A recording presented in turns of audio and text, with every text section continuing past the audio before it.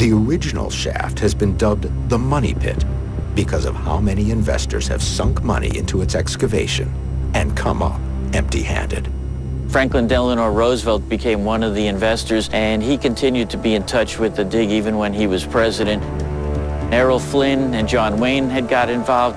So along the way, there's been quite a few people that have taken their chance on what lies under the Money Pit. A short distance from Oak Island lies the town of New Ross. Here, in the 1970s, a local resident out gardening uncovered a series of large stones. One by one, they eventually revealed what looked to some like the foundation of a castle. This has been rumored for many years to be the site of a 14th century habitation, supposedly visited by, or lived in for a while, by Prince Henry Sinclair. I would say that as time goes on, there's more and more people that do believe that maybe this area was visited long before Christopher Columbus. Some say the east coast of the United States holds even more proof Columbus wasn't first. Could New England be home to the most definitive evidence yet of Sinclair's epic voyage? I asked Corey to do the one thing I have never asked anybody to do. On the next Pawn Stars. Give me my money back. I know this is awkward, but I need the money back. No. The new big season of Pawn Stars. Tonight at 10. Somewhere in America, there's a home by the sea, powered by the wind on the plains. There's a hospital where technology has a healing touch. There's a factory giving old industries new life. And there's a train that got a whole city moving again.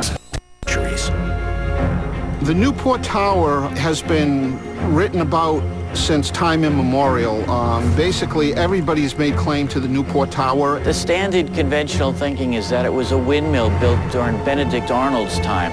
But there's no evidence, if you see the tower, that it was ever used as a windmill. When Verrazzano came over in 1524, he put it on his map.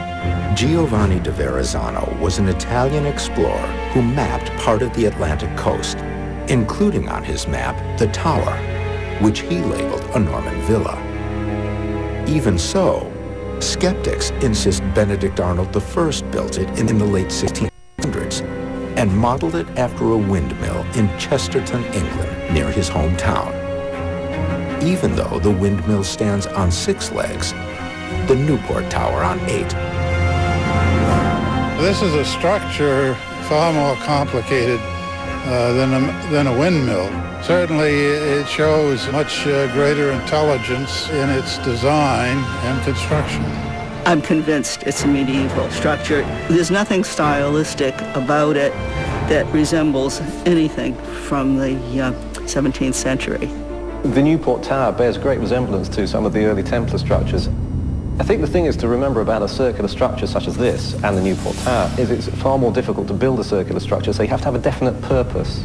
If the Newport Tower was modeled after Templar round churches, it's likely it would have had an ambulatory, a covered walkway, supported by pillars. The Cambridge Round Church has a round ambulatory. Temple Church in London has an ambulatory. We also find this round ambulatory in the 2-story Templar Church architecture on the island of Bornholm. New research in its beginning phases may ultimately prove the Newport Tower originally had an ambulatory. Circular patterns of red discoloration in the clay were recently uncovered and could be a telltale sign pillars did once support such a structure. The recent discovery within the tower of astronomical alignments, which Templars used, suggest it was also a medieval calendar for calculating seasonal cycles and times of the year. Chances are the tower was built prior to 1500 because with the invention of the printing press, you had almanacs, which go back millennia to ancient times, but you had them in printed form. And so you would know the times and the dates of all of these celestial events and wouldn't have to have these alignments. Another very compelling piece of evidence that's absolutely consistent with Templar Cistercian origin for this tower is what I call the keystone illumination. Every December, a spectacular light show signals the winter solstice. On the inside is an egg-shaped keystone on the winter solstice. When the sun rises, the light of the sun comes through the south window, and at 9 o'clock in the morning, which happens to be a very important time of prayer to these people, we have a box of light that frames out and brightly illuminates that egg-shaped keystone. It's an architectural detail right out of a Hollywood movie, either a coincidence or a coded clue far too advanced and meaningful to be in a simple windmill. A detail that could hold no less than the clue to what the Holy Grail really is. I believe this is a very important allegorical symbol to the builders that is absolutely consistent.